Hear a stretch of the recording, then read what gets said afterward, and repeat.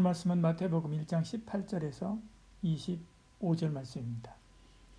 예수 그리스도의 낳으심은 이러하니라. 그의 어머니 마리아가 요셉과 약혼하고 동거하기 전에 성령으로 잉태된 것이 나타났더니 그의 남편 요셉은 의로운 사람이라 그를 드러내지 아니하고 가만히 끊고자 하여 이 일을 생각할 때 주의 사자가 현명하여 이르되 다윗의 자손 요셉아 내 아내 마리아 데려오기를 무서워하지 말라. 그에게 잉태된 자는 성령으로 된 것이라. 아들을 낳으리니 이름을 예수라 하라. 이는 그가 자기 백성을 그들의 죄에서 구원할 자이심이라 하니라. 이 모든 일이 된 것은 주께서 선지자로 하신 말씀을 이루려 하심이니 이르시되 보라 처녀가 잉태하여 아들을 낳을 것이요 그 이름은 임마누엘이라 하리라 하셨으니 이를 번역한즉 하나님이 우리와 함께 계시다 함이라.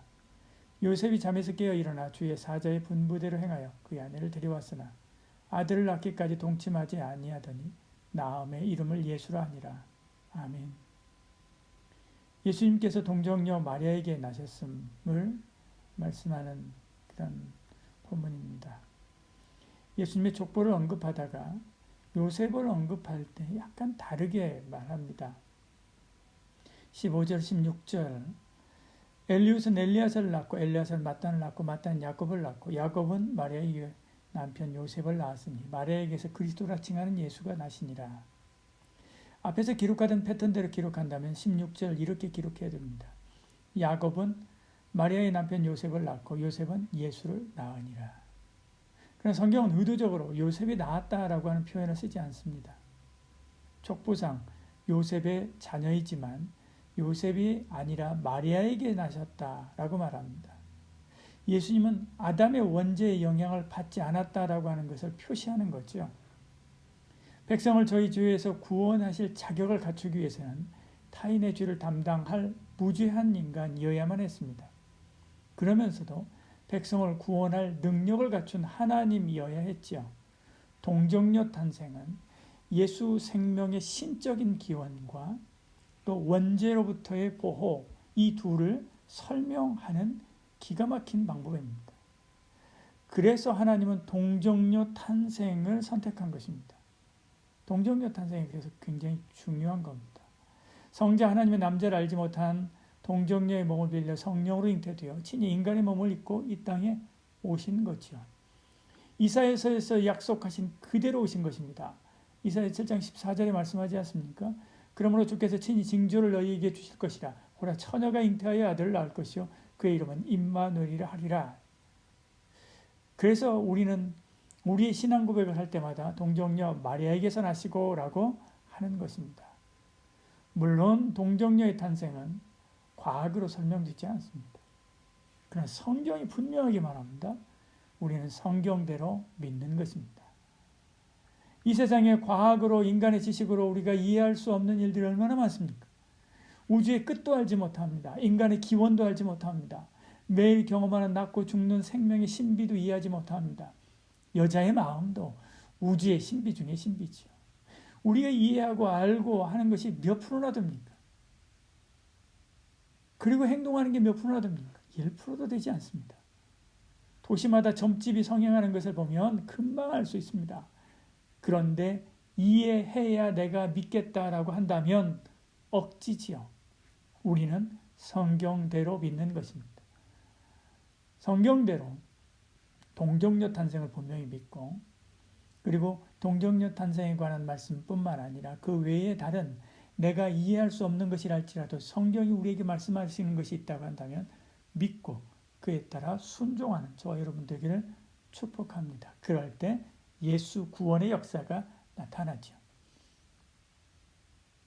하나님은 선지자로 하신 말씀 곧 동정녀 탄생의 예언을 이루려고 요셉과 마리아를 선택합니다.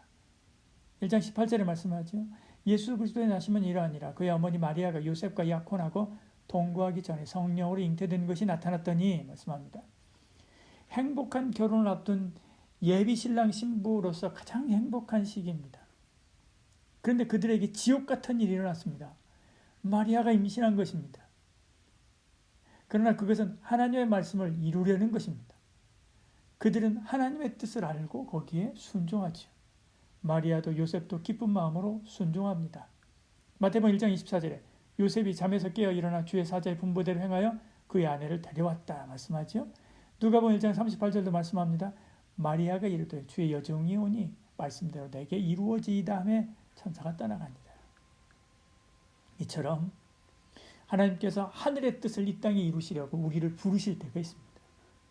우리는 기도할 때마다 뜻이 하늘에서 이루어진 것 같이 땅에서도 이루어지이다라고 하지만 정작 주께서 쓰시겠다라고 할 때 선뜻 자신을 내어드리지 못할 때가 많습니다. 주께서 쓰시겠다라고 할 때 가정을 내어드리자 예수님께서 오셨지 않습니까? 주께서 쓰시겠다라고 할 때 나귀를 내어드리자 예수님께서 그 나귀 타고 예루살렘에 입성하십니다. 주께서 쓰시겠다라고 할 때 다락방을 내어드리자 마지막 만찬을 거기서 이루시고, 주께서 쓰시겠다라고 할 때 자기 자신을 내어드리자 바울을 통해서 세계 선교를 이루신 것처럼 나를 내어드리고 내 재능을 내어드리고 나의 시간을 내어드리고 내 물질을 내어드려야 되는데 그러지 못할 때가 많다는 겁니다. 주께서 쓰시겠다라고 할 때 기쁜 마음으로 순종하십시오. 그러면 하늘의 뜻이 이루어지고 주의 영광을 보는 임마누엘의 은총이 임하게 될 것입니다. 하나님께서 이 땅에 오셔서 하신 일은 죄로부터의 구원이었습니다. 아들을 낳으리니 이름을 예수라 하라. 이는 그가 자기 백성을 그들의 죄에서 구원할 자이심이라 하니라. 핵심은 죄입니다. 우리가 사는 세상에 행복하고 복되려면 다른 것이 없습니다. 죄의 문제를 해결하면 됩니다. 죄를 죄라고 하고, 죄를 엄벌하고, 죄를 예방하고, 그리고 죄를 사라지게 하면 저절로 천국이 되는 거죠. 그런데 이 세상은 자꾸 죄를 숨기려고 합니다. 심리학은 죄를 죄라고 하지 않고 병이라고 말합니다. 인권단체들은 동성애를 죄라고 하지 않고 취향이라고 이야기하죠.